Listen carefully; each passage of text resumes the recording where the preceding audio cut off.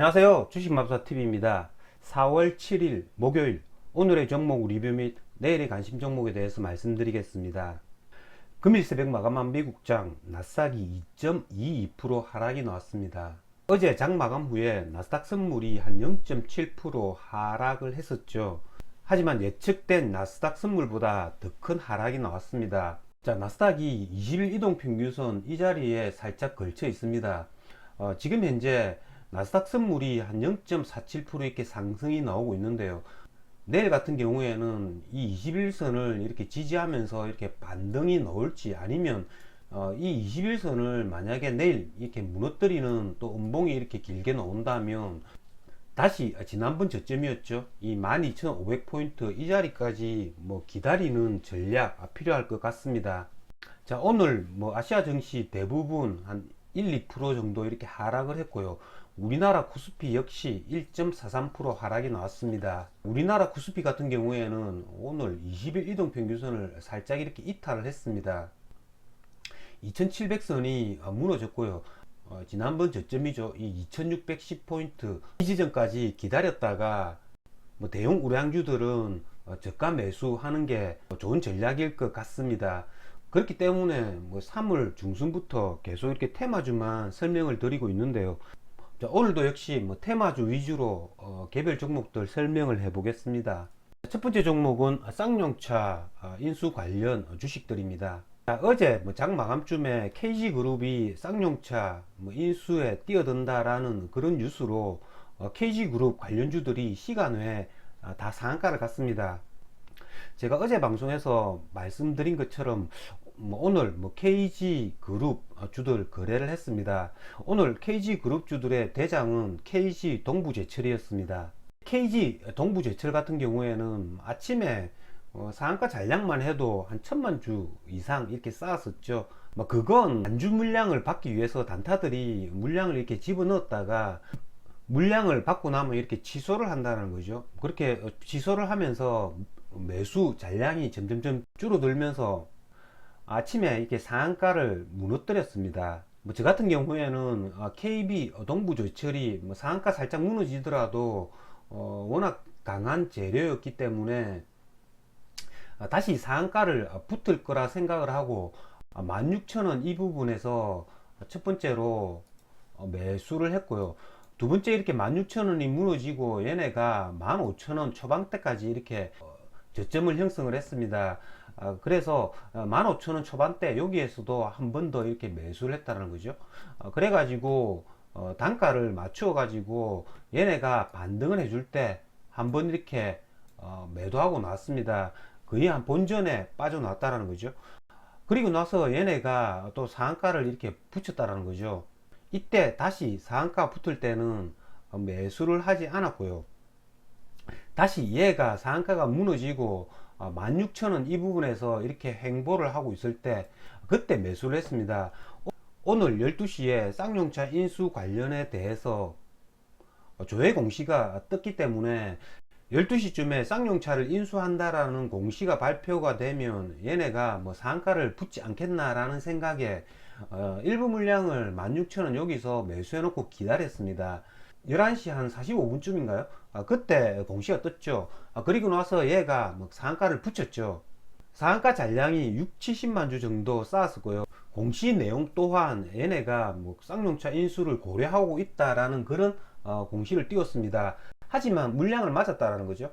제가 어제 방송에서 말씀을 드린 것처럼 KG그룹 같은 경우에는 기관 외국인이 이렇게 관여하는 종목이기 때문에 쌍방울 그룹주들이 이렇게 상한가를 붙었던 것보다 의외로 이렇게 상한가를 잘 못 붙이는 경향이 많을 수도 있다라고 제가 미리 생각을 해 놓았습니다. 그렇기 때문에 상한가 이렇게 몇 번 이렇게 깨지는 상황에서 큰 물량을 매수를 하지는 않았지만 상한가를 무너지면서 이렇게 14,000원까지 이렇게 저점을 찍었다는 거죠. 거기에서 제 같은 경우에는 얘네를 15,500원 이 지점 500원 정도 이렇게 손절매를 했습니다. 그 다음에는 KB 동부제철 거래를 하지는 않았습니다. 기대와는 달리 이렇게 상한가를 강하게 붙이지는 못하는 모습이었고요. KG 동부제철 이렇게 수급을 보셔도 외국인 45만 주, 기간 17만 주 이렇게 매도가 나왔고요. 뭐 KG케미칼 역시 뭐 외국인 기관 매도가 나왔죠. KG 모빌리언스 그리고 KG 이니시스 이렇게 쌍끌이 매도가 나왔다라는 거죠. 오늘 KG 동부제철이 뭐 상한가를 뭐 억지로 붙였다고 하더라도 뭐 내일 이렇게 큰 시세가 나올 것 같지는 않습니다. 이게 만약에 뭐 내일 큰 시세가 나온다고 하더라도 따라 이렇게 잡아서는 곤란하겠죠. 저점 매매는 충분히 가능하지 않을까라는 생각이 듭니다. 이렇게 한번 이렇게 슈팅을 해 주었다가 하락 조정 받는 이런 단계에서는 충분히 이렇게 저점 눌림목 매매는 가능하지 않을까라는 생각이 들고요. 그렇기 때문에 내일 같은 경우에도 이런 KG 동부제철 그리고 뭐 KG 동부제철을 보고 KG케미칼이나 뭐 KG ETS 뭐 이런 애들 위주로 저점 눌림목 매매 차원에서만 거래를 하도록 하겠습니다. 자, 오늘 뭐 쌍방울 그룹주들은 이렇게 크게 하락을 했습니다.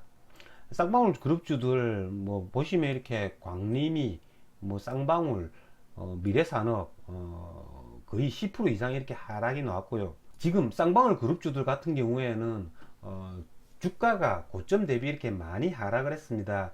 어제 자금력이 상당 부분 밑받침이 되는 KG그룹이 참여한다라는 그 소식이 나왔기 때문에 뭐 나올 수 있는 악재는 뭐 다 나온 것 같습니다. 그렇기 때문에 뭐 쌍방울 그룹주들도 더 이상 하락하지 않고 이렇게 옆으로 행보하는 그런 모습을 보인다면 종가 분할 또 고려해 볼 수 있다라는 거죠. 그건 뭐 악재란 악재는 다 나왔기 때문에 다음 주에 뭐 당장 뭐 쌍용차 인수가 결정이 나는 게 아니죠. 쌍방울 그룹주들에 대한 이 자금 인수 계획 뭐 이런 것들이 나오면 다시 한 번 더 이렇게 기술적 반등은 해줄 수 있다라는 겁니다. 그렇기 때문에 쌍방울 그룹주들도 뭐 같이 KG 그룹주들과 함께 같이 관찰해야 될 주식이 아닌가라는 생각이 듭니다. 자, 다음은 로봇 관련주들입니다. 자, 로봇 관련주들 오늘 뭐 RS 오토넷 그리고 유일 로보틱스 한 4% 3% 이렇게 하락이 나왔습니다. RS 오토넷 같은 경우에는 완전히 이렇게 추세가 무너진 건 아니죠. 이게 추세가 무너지려고 하면 이렇게 긴 장대 음봉이 이렇게 나와야 됩니다. 하지만 이렇게 저점을 지켜주었다라는 거죠. 그렇기 때문에 RS 오토넷 로봇 관련주들 중에서는 계속 이렇게 살펴봐야 할 것 같고요. 유일 로보틱스도 마찬가지죠. 유일 로보틱스 같은 경우에도 이런 자리죠. 뭐 이런 자리는 지켜주었기 때문에 아직까지 추세가 무너진 건 아닙니다. 로봇 관련주들은 RS 오토넷 그리고 유일 로보틱스 이 두 종목만 지켜보면 될 것 같고요. 뭐 다음 신규주 같은 경우에는 오토엔 이 애들 오늘 2% 정도 하락이 나왔지만 여전히 이렇게 추세는 유지하고 있죠. 이런 애들도 분위기를 탑니다. 뭐 미국장 그리고 우리나라 코스피 코스닥 종합주가지수가 이렇게 폭락을 하는 와중에 이런 애들이 신고가에 갱신하면 아무도 이렇게 따라붙지 않기 때문에 세력들도 그걸 알고 있기 때문에 장이 안 좋은 상태에서는 이렇게 신고가 갱신을 잘 해주지 않는다라는 거죠. 하지만 이런 애들 여전히 이렇게 추세는 유지하고 있고요. 오늘 한 종목 더 아셈스라는 종목이 있는데요. 이 종목도 오늘 고가가 한 18% 이렇게 상승을 했다가 종가상 7.19% 마감을 했는데요. 얘네들 역시도 이렇게 뭐 신고가 강한 의지를 보이고 있다는 거죠. 신규 가운데서는 오토엔 그리고 공구몬, 아셈스 계속 이렇게 관찰을 해봐야 할 것 같고요. 오늘 하이로닉 같은 경우에는 이렇게 크게 하락을 했죠. 하지만 TYM 이런 애들은 대리어 이렇게 상승을 했다는 거죠.